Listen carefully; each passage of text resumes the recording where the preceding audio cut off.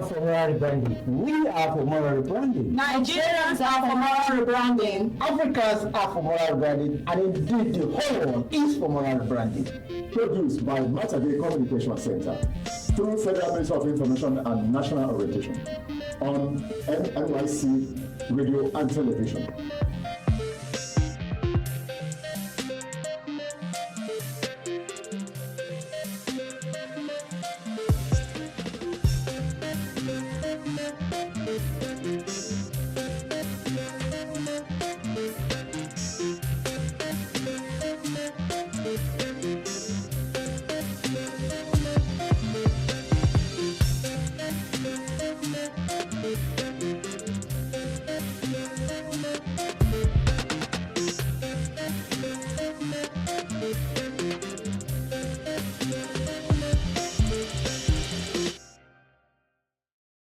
All are for Moral Rebranding.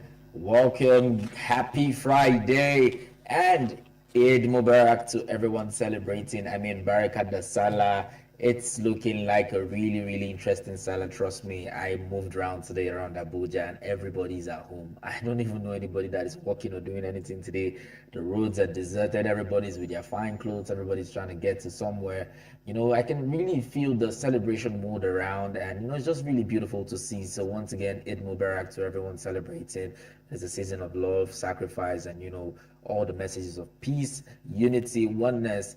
That is what it is about, and that is what we are all about. So we are felicitating with everybody celebrating Barakat da Salah to you. Not forgetting to remind you that we are up for all the rice and meat that you have. So if you want to send some over, we are collecting, accepting gifts. It's a celebration, and everybody's out there celebrating. I'm kidding, but I really hope you're having fun. Welcome to the Moral Rebranding Show on NYSC Radio 88.3 FM Abuja and NYSC TV.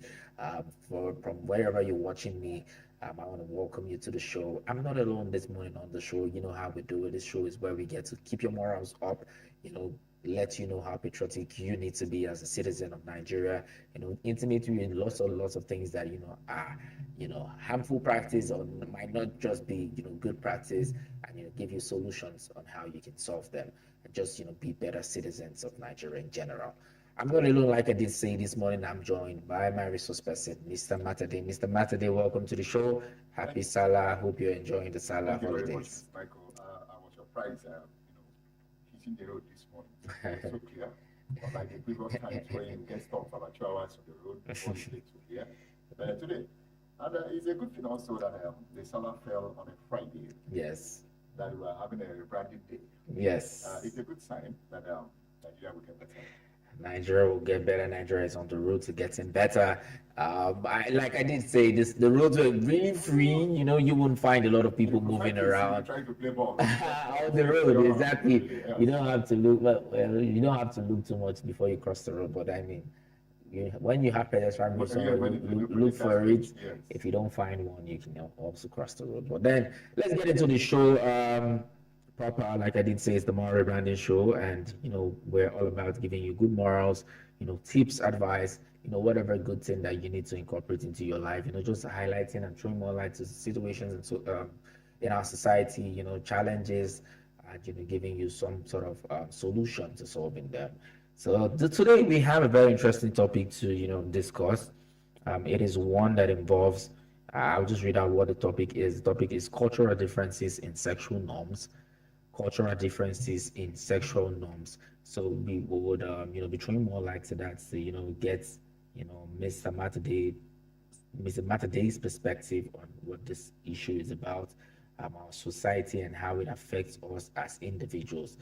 How it also affects us as families, trying to raise children, trying to build a bit better society. We did throw light on marriages and how they affect the society last week. So we are now here to talk about the cultural differences in sexual norms. There are some things that we may have picked up from God knows where, but might not really be, tailored towards good conduct or building a better society. So we're here to, throw more light on that and, put you in the right path.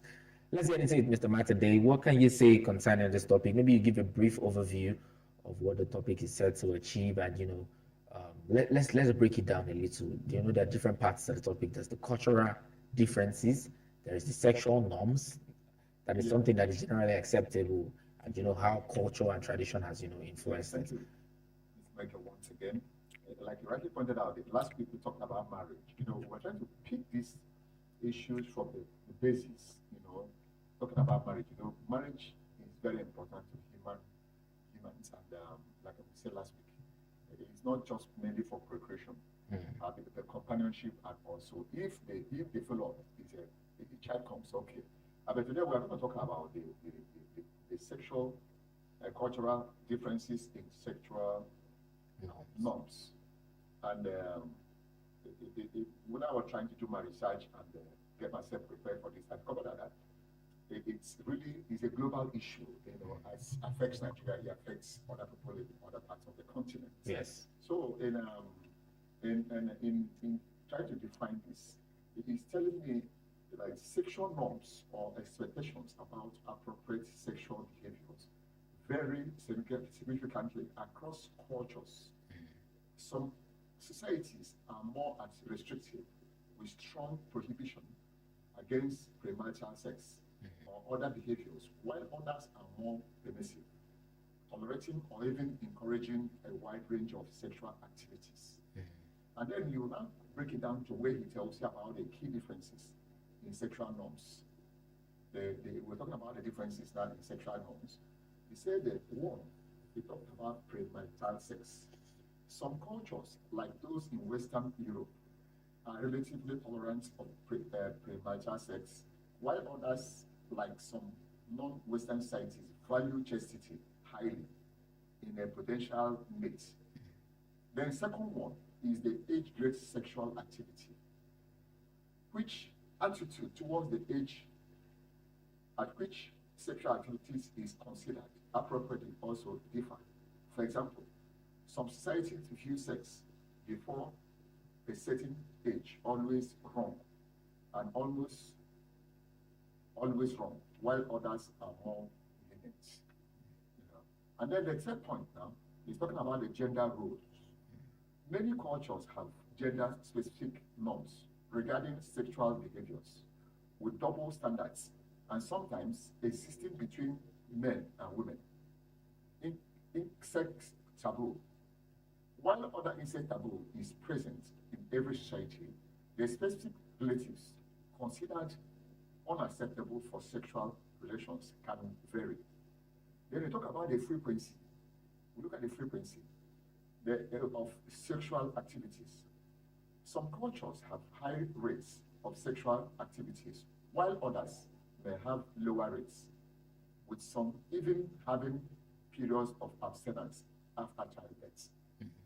Then we're bringing it down to the relationship types. Cultures norm also influence the types of relationship that are considered acceptable, including monogamy, open relationships, or polygamy. Then they talk about factors influencing sexual norms. One, religion. Religious beliefs often play a significant role in shaping sexual norms and values. Then we're bringing it down now again to the family values. Traditional families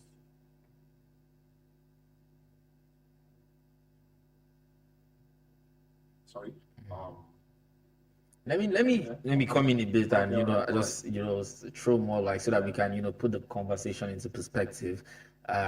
So you've really highlighted that there are societies that permit. Let's start from the first issue you talked about, premarital sex. Yeah. You said there are some societies that permit it, and that is according to their culture that they've adopted. Yes. There are other societies that preaches about abstinence until marriage and all of that. What is the standard? What is the best standard? We're trying to marry culture and cultural differences and what the society really should be. So if you're saying some cultures are tolerant of it, some others aren't, what should be the global standard? What should be generally accepted in trying to build a society? How does people that permit it, how does that affect the society? How does people who don't permit it, how does that, affect the society in the same vein? Sometimes let me use the word immoral acts can affect the society or this negatively. So like some people are very careful on dealing with issues like this, especially when it has to go with sex, because maybe next week we talk about those people who the same sex people, maybe LGBTQ or something like that. It affects, like I said, it affects the society negatively because it is not normal, it is not godly, and it's not cultural. And that's why maybe let me use the word the elders of the community, because they are the chief priests of every community. Now sit down and fashion out terms and references that will make, because everyone is looking towards having a refined society, a very comfortable society. You wouldn't want to look at a society that some people's behavior, affects other people. When they are not comfortable with, people should be comfortable with their neighbors. People should be comfortable within the family circle. So that's why this topic today is very related. Yes. So my question now is, starting off from where you started off the conversation from. Some societies allow, we are talking premarital sex now, because that was the first point you did mention. Some societies permit it, Western societies, and we kind of see this creeping into our own society, and people saying it's normal, it should be allowed, it should be it shouldn't be talked against, because some other societies are accepting it. What are the dangers of engaging, if there are? What are the dangers of engaging in premarital sex that's for younger people who are not married? Because some societies accept it or because of their culture. Our society does not permit it because of our culture. So what are the harmful, what is the dangers of engaging in it? Balancing it from what the Western people accept and what we don't accept. What are the dangers? Why shouldn't we encourage it in our society? Give you that question. Just give me 1 second. Let me get to a point where you can help us to understand the topic very well. The question you asked me is about the variation between the continents, the cultures. Yes, but I'd like to, let's look at what this tradition talks about, how the family values views it. If I can I'm going to come to that. Then when they come about the family values, traditional families values can influence attitude towards sexuality. Are you listening? Yes. Particularly in more conservative societies. Societal status. In some societies, the social status of individuals or groups can affect the access to sexual resources and their willingness to engage in certain behaviors. I will still come now. We'll look at the education because it's involved. If I have to get to your question, yes, like I said earlier, some societies sit down to adopt a method that is quite suitable for them. Like in Europe, most of them are not, if I have to use that word, most of them are not as religious as we are thinking. Okay. So they might not be able to depend on the texts or maybe references from the religious side.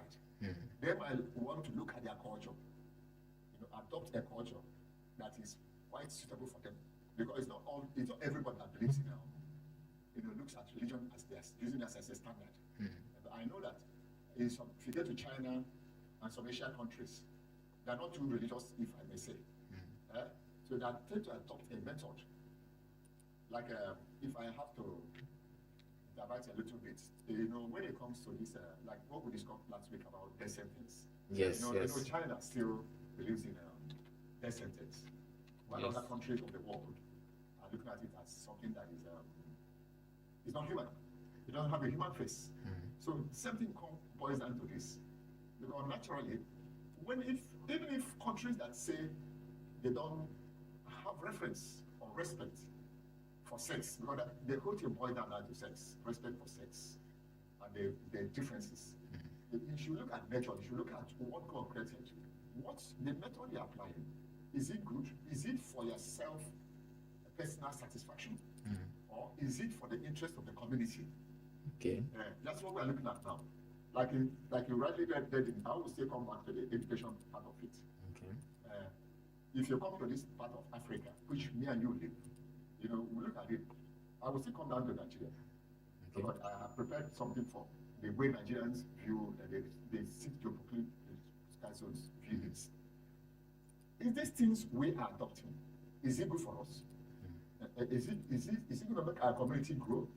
Like I said earlier, conduct or attitude is very important in the society. You half of 9 people, 10 people, one cannot be behaving odd. And it makes the whole people uncomfortable. So that's what we're trying to say here. Yes. Let me just add for people listening, if you want to have a say on the program, you want to maybe add a contribution or also ask a question. The numbers to call is 091-55555-898. I'll take the numbers again. 091-55555. That is 5 in 5 places. 898. So yeah, you were going to touch again on, I'm still on this culture differences. Yes. I want you to, highlight some of the negative effects of it. So we've spoken about premarital sex. We've spoken about, I think you mentioned the gender roles and how the family aspect to it. What are the dangers of it, and what should we be encouraging families to do? I will get, but let me tell you, the first danger of probably for gender, the first danger of there are 2 major danger points there. One is having to conceive, get pregnant. That's procreation. Yes, when you are not psychologically, socially, and financially prepared for it. Okay. It's dangerous. It is going to affect the family, the immediate family. We are coming from. I'm not even talking about the family of where you got married to. I would mean. Okay. It's going to bring culturally, it's going to bring a bad name to the family. The implication is that your parents didn't train you very well. The whole split, the whole boxing, the whole pointing boils down to the father and the mother. Wow, this girl is coming from a very bad home. I would mean. That's what the society paints when things like that happen. That's the way it is. And then secondly, health-wise, because the chances of you having a premarital sex, some have what we call unprotected sex. I don't want to start to say I'm recommending condom on this show for Nigerians, because I am one of those who believe that it doesn't work. Condom is not 100% safe. So we preach abstinence. Yes, abstinence is what we stand, and we tell you. So when you do that, probably, like I told you, Nigerians or Africans in general, we're a community that believes in religion. Whatever the book of the Holy Book tells us on this, because this will also consider it as a sin. This premarital sex, we consider it as a sin. When you pick up maybe some pick up how do you call it, the STD, sexually transmitted diseases, you might not be very lucky to find the appropriate drug to treat it, and it's quite expensive. So these are some of the dangers, negative aspects of this premarital sex. Okay. So you've highlighted some of the dangers. How should we promote, continuity in our culture? Because, like I said, these things are foreign to our society and our culture, our beliefs.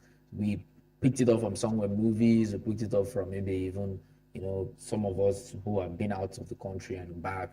We've started to, adopt some of these things.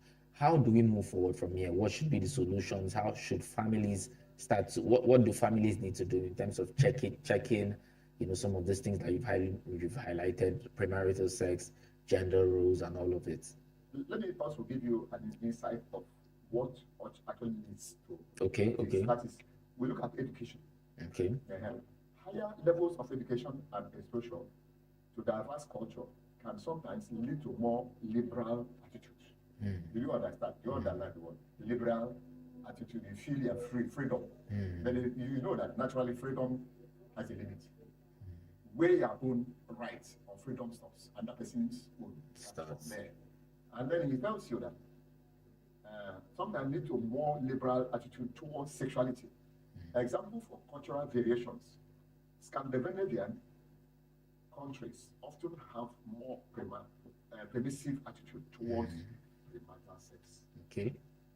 For example, you have a place like China, India, and Iran tend to value chastity more highly in their potential mate.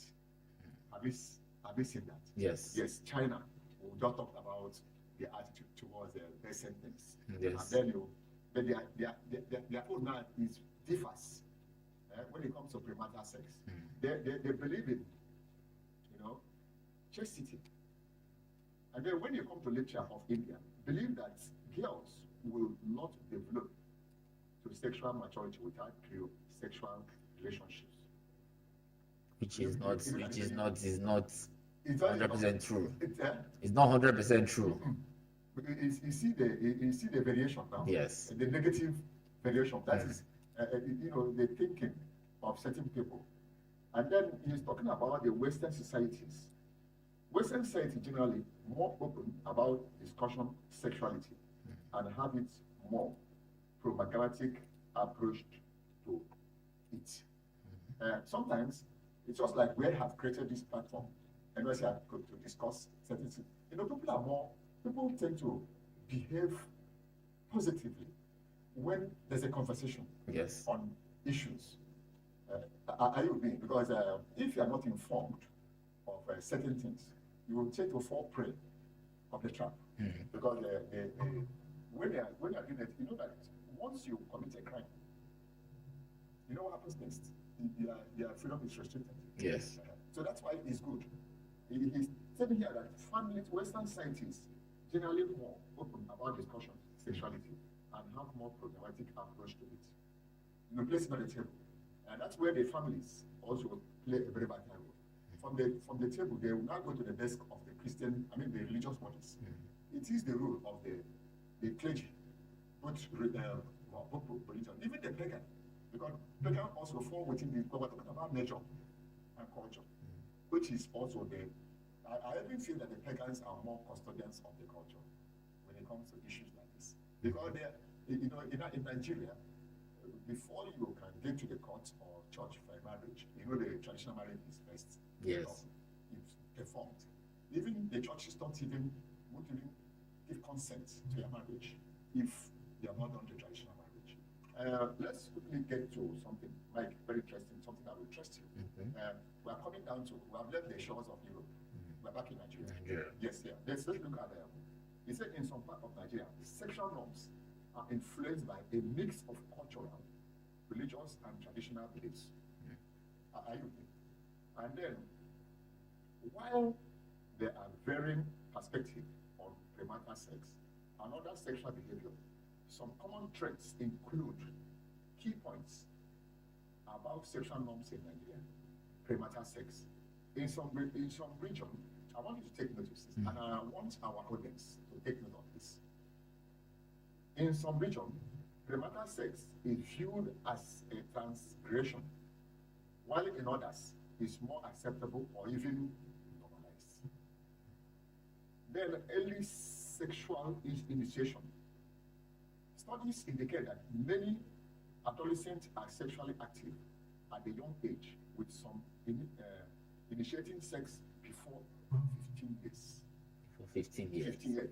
Then polygamy. Polygamy, or having multiple wives, is a traditional practice in some areas with varying levels of acceptance and practice. Then you now come to same-sex. That's what I told you we'll talk about it next week. We're talking about the same-sex. Same-sex relationships are often stigmatized and criminalized in many parts of Nigeria, with varying levels of public acknowledgement. In 2014 or 13, during the regime of President Goodluck Jonathan, when the Senate President then was David Mark, they banned same-sex rape and promulgated a decree against that. that if you are caught and you are found guilty, they are charged 14 years jail. So you can see that in Nigeria, it is not accepted. And if you go to some standard religious bodies, so they will tell you, there are not some churches that if you are pregnant before the marriage in the church, they will not carry out the marriage for you. They will not do that. And then you now talk of risky sexual behaviors, unprotected sex. I said it, unprotected sex. Multiple partners and transactional sex are observed in some regions, leading to concerns about STIs and the unintended pregnancies. This is where the pregnancies come down. Unintended one. Because that's why sometimes we need to talk about this on our program much later, about having this they call, they branded it, baby mamas and stuff like that. It's uncultural. It's not part of our culture. It's not religious. It's not inscribed in any of the holy books. Marriage is generally accepted in Nigeria and blessed, both by the parents, the community, and the religious bodies. So I see no reason why somebody will wake up in the morning and decide to, I'm going to have a baby on my own in their father's house. It's not done. Because such child, there's an implication to that. The implication is that the woman has refused to be subordinate to the authority. Who is authority? The husband. Okay, so where would I know I see that a lot, Yes. But then I wonder where where they picked it up from, if people have decided to accept that as norm. That's why we want to reverse. And where is that culture coming from? Where they pick? That's why Although there are some people who, for some circumstances, find themselves in that, kind of, arrangement. It was not a planned or intended decision they made to be, baby mamas, but for reasons or circumstances beyond their control, maybe the loss of a intended spouse or something happened, and it happened that way, and they are just left alone to raise a child on their own. We do not condemn that. We do not. When a widower and maybe a divorcee are ruled out of this, but for a single lady that has not been married before, are you with me? To sit down and said he's having a baby, some will give you an excuse that they're getting old. You did not create yourself. You did not even know when you are coming to this world. It is, I think, in summary, I will look at it as somebody who is not being patient. What about the men that opt for this kind of arrangements? What do we say to them? Yes, it is. It's two ways. It's two ways. Yes, because yes, because if you don't sell, I won't buy. I don't know if you're. If you don't sell, so who is selling? Who is buying in this case? But those who are buying for the seller, maybe you might input have the right to say, okay, I'm going to display my product across the counter. But it's up to the buyer to be very restrictive. I say, no, I'm not going to buy that. So that's why I said it depends on the buyer and the seller. So let's quickly get to he said in southwest Nigeria. Take note of it. Southwest Nigeria. Yes. Studies in Lagos State show a high prevalence of premarital sex among secondary school students, with significant portion engaging in sexual activities before age of 15. Then you come to... What can we attribute to that high number? I think it's about unsolicited education. Unsolicited education. Like a kind of, if I use the word of friend, a fake. They tend to see that, Lagos is a big city, I can do whatever I like. Don't like what you mentioned, something they see on the net. They think that going to influence their original decision. Okay. The training that was given to them at home. That's why I said it's a culture that I look at it, somebody is fake. But it's like I was saying, it's affecting us. Okay, as we begin to wrap up the show, if there's anything we may have left out or you want to, because we're still going to continue on this same topic by next week, and then we would, throw more light on some of the other areas that we didn't touch. If there's anything you want to, say, yes, I will take the updates, but maybe once we get your final thought on the topic, I will just quickly add up two places that He said in the Southeast Nigeria, some studies in Igbo-speaking religions focuses on conflict between contemporary social entities and traditional gender roles. Okay. And this is where, like in some part of Igbo land, not really parts in southeast, I think they have about 5 states. The 5 states put their feet on ground, mostly when it has to do with this premarital sex. I know quite a lot of families that once you are pregnant out of wedlock, I don't think your father or your mom will take a can leave you. No, they won't. They put their foot on ground, especially happy to culture, which are this sexual behavior. But like what you said, next week, we'll speak more about it. All right, before we go, let's just do some updates concerning the Moral Rebranding show. We have an update, and this one is coming from Cross River State. The Deputy Governor of Cross River State, Honorable Peter Ode, he celebrated recently his 51st birthday, and then our very own Mr. Matade placed a call to him to felicitate with him and also share some updates concerning the Moral Rebranding drive. And he received the message well and informed the Moral Rebranding team that he's going to pass on the message to the Executive Governor of the state, Basi Utu. And also you do know that the Moral Rebranding Global Summit is coming up on the 12th of December 2025 in Ogoja, which Cross River will be holding. So he did pledge his support for that. He also thanked the NYSC for providing the platform for the Moral Rebranding operations, and also thanks the Director of Media of NYSC for laying the foundation to strengthen moral rebranding in our society. So that's a good one coming from the Moral Rebranding team and also from Cross River State, who would like to, on behalf of the Moral Rebranding show, wish Deputy Governor of Cross River State, Honorable Peter Ode, a happy 51st birthday. And that's the much we can take on the show today. We'll come your way next week, Friday. But stick with the dive. We've got lots and lots of interesting programs lined up for you today. Don't go anywhere. We'll be right back. Right, so that was the show. Beautiful show there. Like I did say, make sure you stick with the dive. By 1 p.m., I would be doing a trivia. And, just for, the sake of the Salah break, a lot of people are home. So people are not doing anything. So what about you win some cash on NYSC Radio? Maybe an airtime, we'll decide on what the price is later on. But then by 1 p.m., make sure you tune in. I will be doing a show where you get a phone and without some questions. Questions are going to obviously be general knowledge. We'll see how it goes. But 1 o'clock, make sure you're back there doing the session.